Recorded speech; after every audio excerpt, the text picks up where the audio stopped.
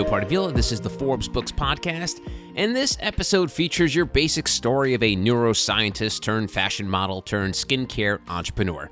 Stop me if you've heard this one before. My guest is Carolyn Li Ming Geh, and she's the founder of a skincare company that integrates ancient Southeast Asian beauty practices and traditional methods. We're going to talk about her circuitous route to entrepreneurship and the purpose behind her purpose-driven company, Li Organics. Carolyn, welcome to the podcast. Thank you, Joe. It's so good to be here and really appreciate our time here. Oh, you're very welcome, Carolyn. So the word entrepreneur has taken such a grand form these days. I'm old enough to remember when the term entrepreneur was sort of like a put down, like, oh, entrepreneur, you must be out of work. But now there's this whole thing where entrepreneurship is galvanized and sort of recognized. Obviously, the tech industry had a big part of it. So I'm curious, I know that you're not a lifelong entrepreneur. You got into entrepreneurship pretty recently. So can you tell me how you were introduced to entrepreneurship? It's really a long story, and I feel like I stumbled upon it by accident, and it feels like a culmination of some key events and so many experiences in my life. I never studied business. I grew up in Malaysia. I left after high school and I went to Canada to study, and I thought I was going to be a research scientist. That was my goal. I wanted to come to New York, actually, to come to study with this professor at NYU and do my PhD with him. But while I was in graduate school, I actually got scouted by a director of this TV show, a sci-fi TV show called Battlestar Galactica. You know, from there, I was working on set with them for a whole year and a half maybe. And everybody thought I was a model, and I wasn't. I was just a nerd in my Lululemons in the lab every day, and I didn't know anything about fashion at all. This sounds like it's like one of those old-timey Hollywood stories where like the starlet is found in the candy shop. So I need to go back to this. So when you were scouted, and I'm sure that you probably there was always, in New York especially, there's always like a random kind of run-in with a weirdo. When that sort of happened, were you kind of put your walls up? We're like, what's going on? This seems really sketchy. I'm curious what that interaction was like. Yeah, that's a great question. So I was actually going through a pretty tough breakup that time, and I was like taking kickboxing classes and working out at the gym a lot. So it was one of those days when I was working out at a gym, and I had just got off the treadmill and I was sweating buckets. This guy comes up to me and he starts introducing himself, and I thought, is this guy trying to hit on me? I don't know. Then he starts telling me that he's a director of this TV show, Battlestar Galactica. And you don't understand, I don't watch TV. I was just going to say, did you have any idea what that meant? Well, the ex that I broke up with was a huge fan of Battlestar, so that was the only way. Funny. Yeah. He never missed an episode, which is funny. And then I was like, oh, I think it's that TV show that, this guy watches. I was like, okay. Well, and then he gives me his card and he tells me that they need a double for one of the main characters, Grace Park, who was in Hawaii Five-0, and she was a Cylon, and one of the things that the Cylons can do is that they have copies of themselves, and they have conversations with their copies in scenes. And so, they were looking for someone that could be her double, basically. And we don't really look alike, except we're both Asian, and she's a little shorter than me. But, they made it work. So he gave me his card. It looked really legit, and he was actually very kind. And he says, don't call me, call my casting director, and she'll work it out. And, and it was the first summer that I wasn't taking classes. I was just writing my thesis and doing my research. So I called the next day, and then the next day I went to Vancouver Film Studios in Canada, and I walked into a spaceship the first day of work. Wait, hold on a second. You're moving way too fast here. You're telling me that, after you got off the phone with the casting director, they put you on a plane? No, so I was already in Canada. So this was in Canada. Oh, okay. Yeah. So I was in Canada at school. I was doing my graduate studies at University of British Columbia. So you're going to school in Canada. You probably, you have sort of this background knowledge on this TV show. This guy just out of nowhere comes up to you. At that point in your life, Carolyn, was show business, modeling, was that even like a speck on your radar at all? No way. And so I laughed so hard because never would I have thought, And when you decided to go in and do the jump and get into show business, obviously you come from a background where education's a big part of your life. What did the people in your life think? Like, Carolyn, what are you doing? You're an actress all of a sudden? You're a model? What was their reaction at the time? My grandfather thought it was all very strange, but my mom is incredibly supportive. And so my family is all in Malaysia. So this was all very odd for them. But my mom is incredibly supportive, and she will support me, with anything that I choose to do. So, although, some other family members, like my cousins, they all thought, like, what is she doing, Wow. All right. So you get up there, and I'm assuming because you end up doing this for a little while, you enjoyed the job. I did. I loved it. I felt like there was this whole other world that I just didn't know about before.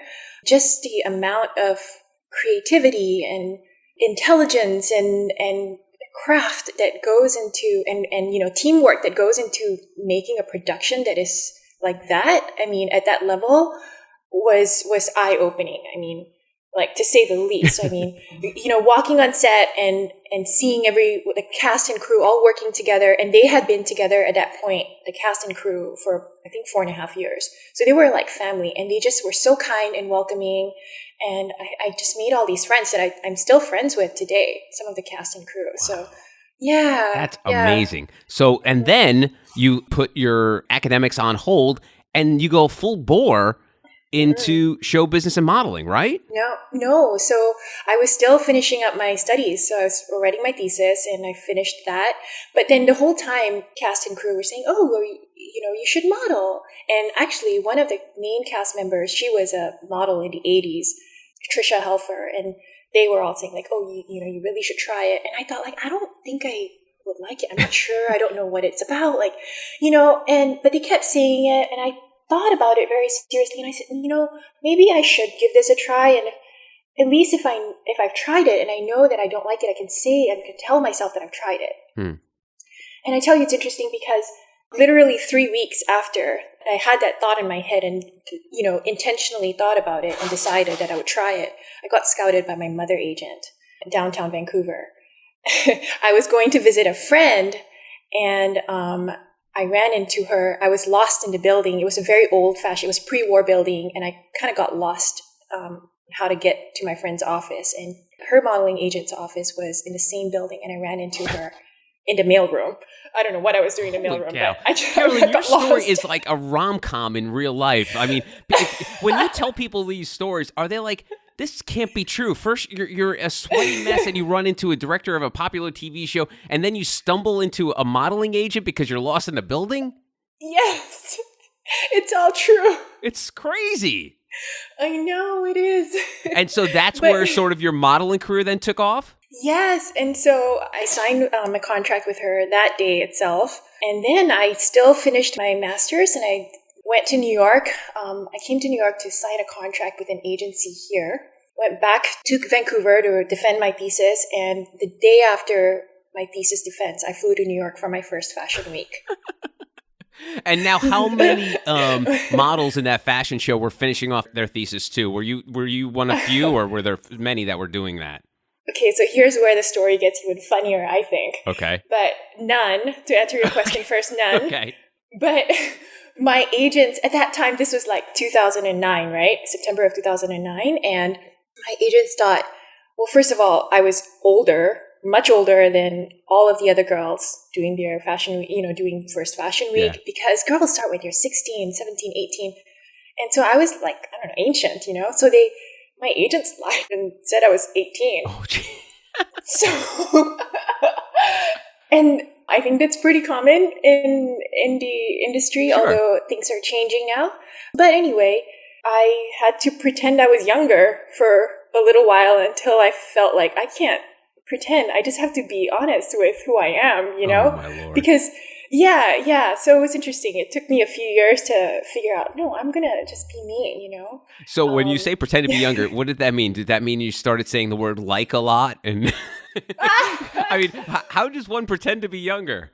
Well, it's funny because, you're in the makeup chair and you start talking to makeup artists and they ask you questions, or you're talking to a designer and your clients and they're asking, and they think you're in high school or just after high school. But I've like already had 2 degrees and, I've done my graduate study. I have my undergraduate degree. So they get a little bit confused when I start talking and they're like, are you like, how old are you? And then they start asking me. So then I'm like, I'm 18. I'm like, but you said like, I'm Doogie Howser. I went to college when I was 8, right? Yeah. So when I started experiencing that, I knew like, hey, this is a little bit tricky. It's not that easy to just pretend you're 18 when you're not 18. So I'm not going to do this. I'm just going to be honest and tell people I'm actually 24 or 25, whatever age I was at that time. So yeah. And did the fact that people found out that you were 24, did that affect anything in your career at the time? At that time, sometimes I think maybe, but I'm never sure. Yeah. Because I might have lost a job because, they really, really are looking for girls that are much younger. Yeah. That's crazy. They really are. Now, let's get into the entrepreneurship aspect of it. So Okay, how yes. long were you doing this modeling part of your life? How long did that last?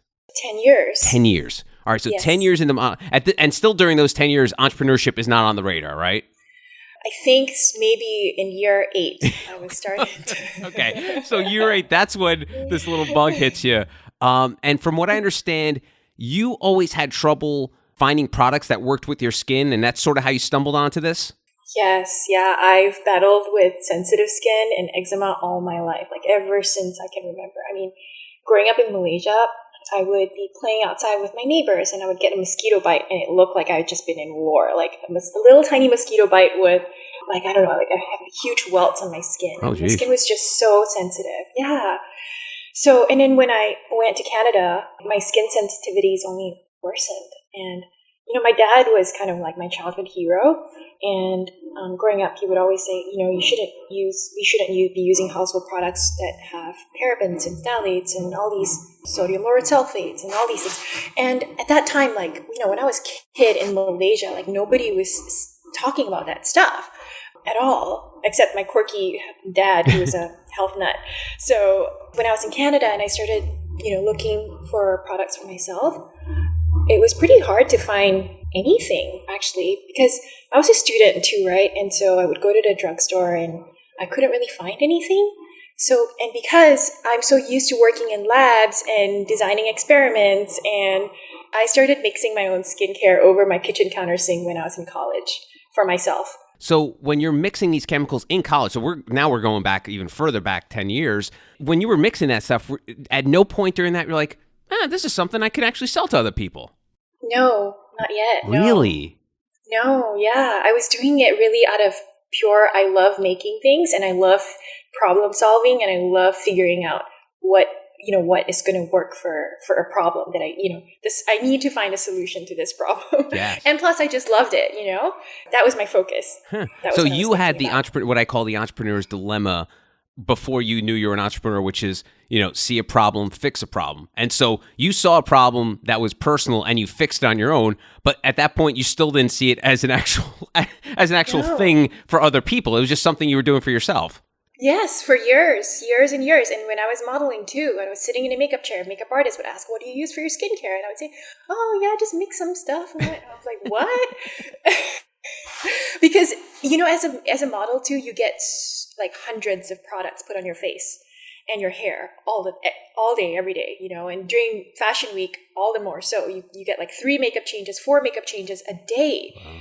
So that's a lot of product. And I mean, my skin sometimes would be so red when I got home that it just needed a rest, So I started sharing my products with friends in the industry, designers, stylists, and makeup artists, and people started saying, you should start thinking about maybe building your own skincare brand or something like that. That's when I thought for the first time, oh yeah, I should think about this. And I did. I really took, I think, almost a year to think about, intentionally, like, okay, if I did this, how would it be? What do I want to build? What is the purpose of it? I don't want to do this just for doing it, just for building a brand, just for, I really wanted it to be intentional because it was so personal for me. And because I knew what it was like to struggle for years and all your life with sensitive skin. And I knew I wasn't alone. I just knew it, I would be sitting in a subway and I would see, a girl or a guy across from me, and they would often be a teenager, and you could tell like they had skin issues, and I would like, my heart would go out to them because I knew like they were, especially if it's on your face. Thankfully never had any issues on my face, but my arms or my neck, sometimes I would get eczema, and my heart would go out to them because I knew like it really destroys your confidence when you're struggling with your skin, because it's so external, and it's part of who you are, and it's part of who you introduce yourself to people when they first meet you. It's such a big part of how we show up. And you use the word confidence, so I'm curious, Yes. when did you find the confidence in, okay, this is this little thing I make for myself and give to my friends, and then feel that, okay, this is not just for me and my friends, this is something that I could share with the world. Did that take some confidence building meditation or thinking about what Yes. you were doing in life, like that we're able to get to that point where like, yes, this is something the world needs? Yeah, actually, I did. So my faith is really important to me. I also didn't mention this earlier, but I had a 2-year cancer scare between 2011 and 2013 during my modeling years. And it was after that my faith became incredibly important to me. And I prayed. I prayed a lot. I journaled a lot. I really, just thought about it, and seriously, very, very seriously, about why I was going to do this and if I wanted to. And if the answer was a resounding yes in my heart, but the why was going to be really important for me. And I wanted to make sure that why was very clear. Did you feel, and I've spoken to Tony Robbins about this, and he doesn't believe in imposter syndrome, but I know some people do, where it's basically people question themselves as to, why am I the person to do this? Did you have any of those demons you had to fight where you were like, wait a minute, there's like Estee Lauder and CVS is racks and racks full of people that are making stuff. Did you have to fight that off at all? Certainly, yeah. Some days, it was definitely hard because, hey, who am I? I studied science. I don't have any business background or anything. I was a model. And also, like, I was totally self-funded when I started. I still am. I don't have a huge VC, and there was a reason why I didn't take funding, was because I really wanted to test this with my own money, my own, I knew I had so much to learn, so much to grow, and I just wasn't even comparing myself to the likes of Estee Lauder or at that level. I just knew like where I was starting, I needed to grow, and there was so much that I needed to learn, and I would get there, but it would be maybe a slower process in the beginning. And so, I worked for 2 years just developing the brand before it even launched. And speaking with you for a few moments here, I can tell you're not afraid to take a big swing. And so this is a big swing, and not only in just, it's not like taking a job or deciding to just become a model or an actor one day. You were now investing all this money that you had like sweat for all these years. And I'm sure at this point, this is where it becomes real. Like, this is no longer just you messing around in your like DIY kitchen and making stuff. This is now you're investing your money. Yes. Me, when I make a purchase, I overanalyze everything I do. I read every review on Amazon. I'm so worried about every little penny that I'm spending in life. I don't know why. I think that's sort of like the immigrant kid in me. But were you sort of struggling with like, oh my God, am I just throwing all my money away here? I knew it was going to be a risk. I knew that, but I wasn't afraid because I felt it was so right also. And the thing is, the way I see it is, if, let's say 5 years from now, 10 years from now, this all fails, I don't think that it would have been a mistake, because I've already learned and grown so much, personally. And I just think it would be so valuable. I don't see it like, even if I had failed, like even if let's say I was working at that time, 2 years while I was like not modeling and on my days off to think about develop the formulas, develop the brand and all of those things, working with my chemist and all of those things. Like, even if, let's say, I didn't end up launching the brand, like, I still would have learned a lot at that point. But I'm so glad I did, because, I just want to be able to serve women and other men who have struggled, for a long time with their sensitive skin issues. And so that's how I see it. I see it as, there's just no way, even if 10 years from now, 5 years from now, 20 years from now, it all fails, that is okay. Wow. Where does Yeah. this fearlessness come from? I have a feeling it has a lot to do with your mom because wasn't she pretty much like the breadwinner in your family, like trading stocks and still working? Oh, Like, is it? Do you think a little bit comes from her? my mom, yes, yes, 100% yes. My mom started trading stocks when she was 16 years old. So she loves Korean drama too. I was just telling my friend yesterday. So every morning when she wakes up at 5 a.m. and she has 20 things done by 8 a.m. And the moment the stock market opens, she has two screens. One is the stock market and one's Korean drama. So So it's easy for me to say that the apple does not fall far from the tree when it comes to with you and your mother. yeah, she is awesome. All right. So it takes you a couple of years to develop this, funding it yourself. When did you know that you had created a viable product that could be introduced to the marketplace? When I had formulas that I had tested, not just on myself, but significant number of people, and I'd received feedback from them and tweaked it. I mean, there was 3 formulas that I worked on for a year and a half. I took a lot of time to develop these formulas. They weren't just like 3 days in a lab kind of thing. Everything was A/B tested. One of our products, the Polymerosa Revival Mist, the version that we have now, the final product was the 11th version of the formula. Wow. Yeah. So a lot of testing. And when I was finally happy and when everything was ready and packaging was ready, I was trying to be as intentional as possible with every little detail, like how I'm kind of like you. You would hate going grocery shopping with me because I read everything. So there's no such thing as a quick trip to the Trader Joe's for you. No. I can spend an hour and a half at the grocery store because it's so annoying. It's probably so annoying for anyone who's with me because I have to read every single thing. That's hysterical. So do you feel like, though, that sort of the attention to detail, that's the reason that Li Organics exists? Because if you were just in a rush, like a lot of entrepreneurs sometimes, the old get rich quick or rich overnight thing, it doesn't seem like you put a clock or one of those hourglasses on what your success would be, right? It seems like you were like you used the word intentional a couple of times, like you were intentional in making sure you got this right before you even let anyone try it. Yes, 100%. I didn't give myself a deadline of when I needed to launch. I just worked on it until I felt it was ready. And when you were conceiving the brand, did you see it as like a D2C, or were you hoping to get it in retail? I mean, were you even thinking about these kind of things, I guess, is a better question, when you were developing Li Organics? Yeah, I was a little bit, and I probably should have been thinking a little about it even more than I was. But yes, we started off as D2C, but it very quickly also went into retail. So we actually just launched the brand in Israel, of all places. But we also have retailers in Canada and some small retailers in here in the US, but a lot of our business is also D2C. So I would say both. Okay. And this year I'm focusing on boosting our distribution. Yeah. And I'm curious, talk to me a bit about this industry, because I feel like this is very similar, and this may sound funny, it's very similar to the wine and spirits, where if you're working retail, there's only X amount of space on a shelf, and usually major companies dominate those spaces.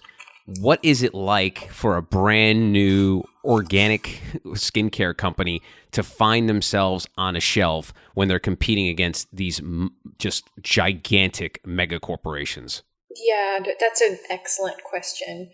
And I'll answer it as honestly as possible. So it's hard. It's hard because I don't have the capital and the funding that huge brands have, right? I don't. So first and foremost, your product has to speak for itself. If people are not using your products because of the product itself, and not just because it's sitting there and buying it because it's sitting there and because it's a name brand, but if your formulas have to speak for themselves. If they work and they work really well and they make a difference, then I think that's the most important. But also, right now, I'm not trying to compete yet with the big name brands. I'm still finding my way. I'm still creeping up the little ladder, and so I'm focusing on my customers online. So on our website, our D2C customers, working with spas, working with smaller retailers. That's how I'm starting off, so that I don't have to think about that big competition. And we sit alongside huge names like Tata Harper, and they will have, the bigger brands will have more sales and all that, but that's okay. I'm here and I will do my best and serve my customer the best to my ability, And then I just believe, like, if you just are honest and do your best and put your best foot forward, and if your formulas speak for themselves, then your customers will realize that, because when you use your products, you feel a difference, and if you experience a difference, then you're going to continue using it. I'm wondering, like, for anyone in your kind of situation, I feel like direct to consumer is probably the only way to get started, right? Because like you said, the struggle to compete. So how important was it for you to build the e-com and because your site it's beautifully put together. It's very easily accessible. I'm from the Steve Jobs school of simplicity, everything looking clean. I even love like the way your labels look. It's very clean. It's black and white. So not that you care what I think about it, but I think it looks really cool. How important was it for the appearance of like how your website was going to look, how the labels were going to look, and how much help did you need in that realm? Because you didn't mention it. I don't think you got any kind of degrees in marketing or anything or graphic design that you mentioned. You might have, and probably forgot to mention to me. But how did you figure out that whole aspect of it?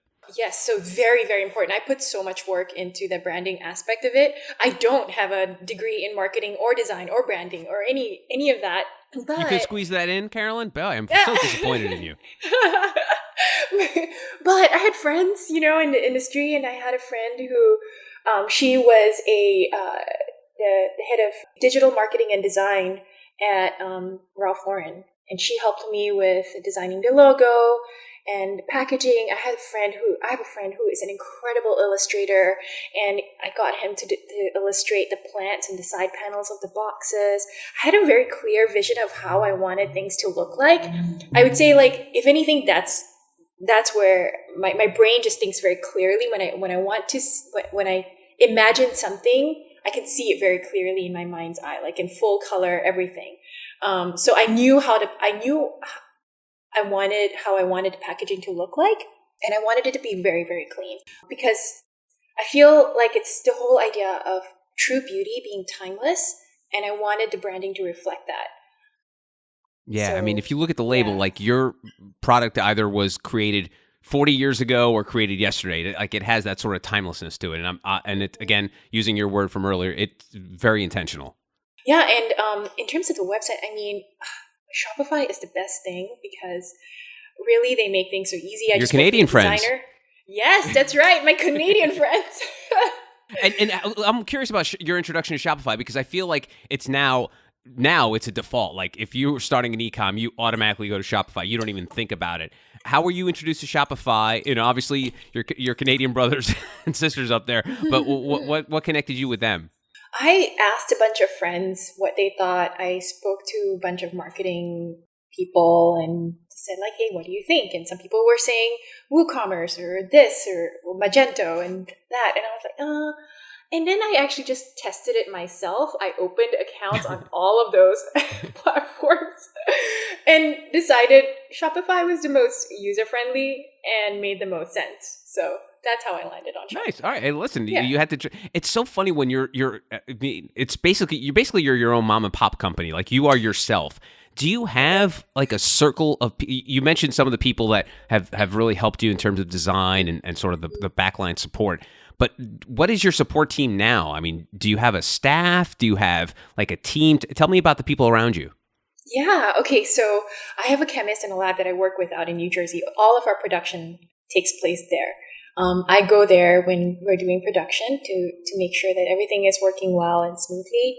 One of our products is actually made in Malaysia. It's all handcrafted there on the island that my dad grew up on. Wow. It's really beautiful. Yeah, we work with these local skincare artisans to make this one product. It's called the Radiating Rice Pebble Mask, and we soak the rice for 30 days to bring out its natural probiotics, and we retain traditional methods of making this product, and it takes 6 weeks to make. Wow. It's all done by hand. Yeah, it's very beautiful. And then everything is packed here in New Jersey. So I have my team there, and then I also all of the products are shipped from my warehouse in Illinois. And I have 2 interns that work with me. Really, I'm a tiny little team. Tiny little team. And Yeah. you talk about the fact that, you basically self-invested, self-funded this company. Yes. Are you at the point in your life now, or the lifespan of Li Organics, that you're bringing on investors, or is that still further down the line? Because I know you're not in a rush for anything, Carolyn. I know that from you. You're very patient. But how is that coming along? Yes, I am considering it very seriously, Okay. but I think you can sort of guess by now, I am very, very intentional and Yes. take my time to figure things out, like what is the best move, I will not jump into taking someone else's money for this, not for something like this that is just so dear.